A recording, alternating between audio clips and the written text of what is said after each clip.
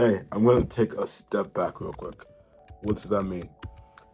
When it comes to the Let Me See game, it's been a really cool project, right? But I feel I haven't been really good at keeping up with it, to be honest. I think it's one of those stuff that's definitely fallen under the radar for good reasons, logically, to be fair, kind of college applications, school, all that stuff. But I do wish I stuck with it more, and I can't really do anything about that now, but just continue working on it.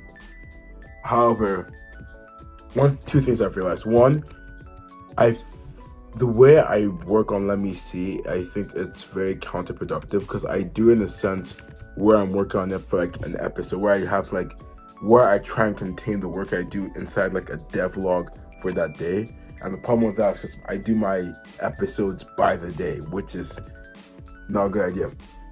But I do my episodes by the day, so then I crunch in a bunch of work into like a day. I'm like, okay, I have to do this then, right? And it's like I feel like that's the only time I actually get to work on the.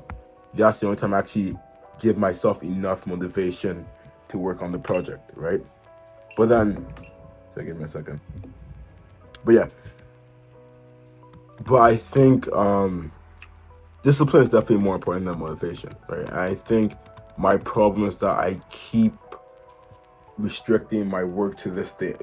I keep restricting my work to Let Me See for devlogs, right? I always like in my head, like it's the same thing with writing. I always like make it like some monster of a thing. Like, oh, it's gonna suck so much when you start working on this. It's gonna like you don't know anything about coding and all that jazz.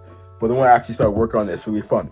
And then after the episode goes, I'm like, okay, next project, next thing, go do this, go do that. That's on to the next devlog, which has really hindered my progress. And I think that sucks for the most part. But even now, as I'm working on the game, as I have more free time, I've really realized that I never really had a solid foundation for this game. And I think that's been a big factor as to why I struggle with having the discipline, right? Ignoring motivation. Because the way I've worked on the game, right? It's like, oh, I'm building an inventory, I'll build this.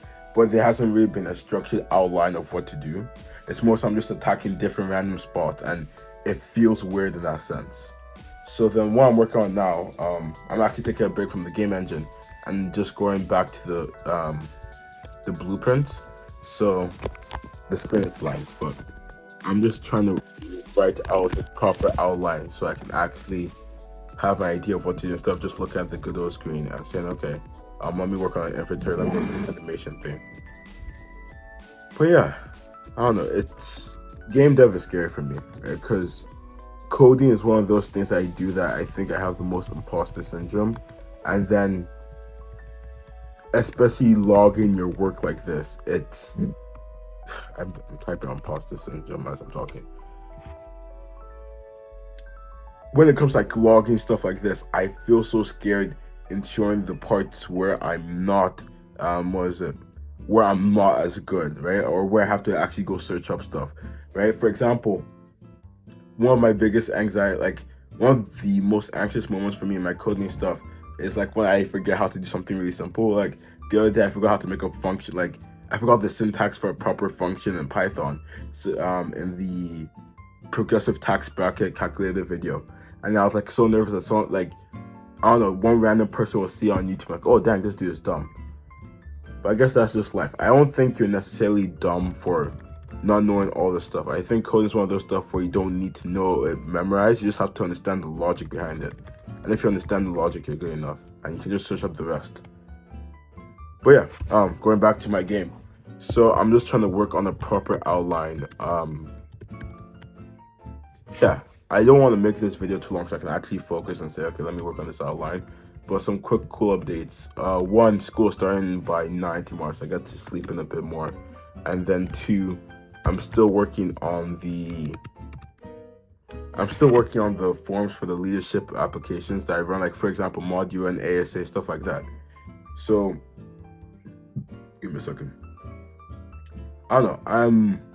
I do think it's a bit like challenging for me because I'm trying to figure out what do I value most in a leader and who do I want to be the next leader. I think this is gonna be sound weird, but I want a leader who's a bit crazy, right? And not like actually crazy, crazy, but like crazy in ambition. In the sense that if you tell them they can do something, they'll go. They don't look at it like, oh, they can't do that. Like, okay, how can I do that thing despite me not being able to do it? And that's the type of crazy I want. For a leader. So I'm trying to figure out how to get that onto like an application plan and see how I can spot that out. One option is to like try and use ChatGPT and to like see some draft applications. One thing I'm definitely going to do is like, oh, what are your ideas? What club commitments do you already have? Stuff like that. There's like, the basics. Yeah. Okay. Let me wrap this up real quick. So as I'm writing this outline, I'm trying to think. I'm really trying to figure out the proper outline for how to make a game. I don't know. This is like the first game where this is my biggest game project. So it's like the first time I've actually needed a proper outline. Whereas the other ones, I was more so free flowing with it because this flowed naturally in my brain what to do next. So it was a very linear process. Like do this, then do this, then do that. So yeah. Funny enough, I think this outline issue is the same weakness I have with my extended essay, where a large reason where it sucked to write the extended essay was because I didn't have a proper outline going into it. So it's like I was really just writing for writing's sake, and I didn't feel very organized. It was until I actually took a step back and made that outline that the process was more was simply better, right? Okay. Let me edit this video and post it real quick as I work on the outline. Yeah. For my next devlog, I'll probably just skim through the outline and say, okay, what's going on? So that might be tomorrow, maybe a couple days after. Who knows? So this is just an addition real quick. One advice I remember, I don't remember from who, but I remember when I was like getting into this whole game dev thing. One piece of advice I heard was open your game every day. You don't have to work on it per se, but like open it every day, and that gives you more motivation, that gives you more discipline. Like, okay, I think it smooths out that workflow, and that's something I've been terrible at doing, right? Even when I have the opportunities to, I really don't open the good old game engine to look at my game. So that's what I want to do every day. Like that should be like a daily routine for me. Just opening the game every day. I think that's gonna make it easier to work on the game. But yeah. Okay. Have a great day.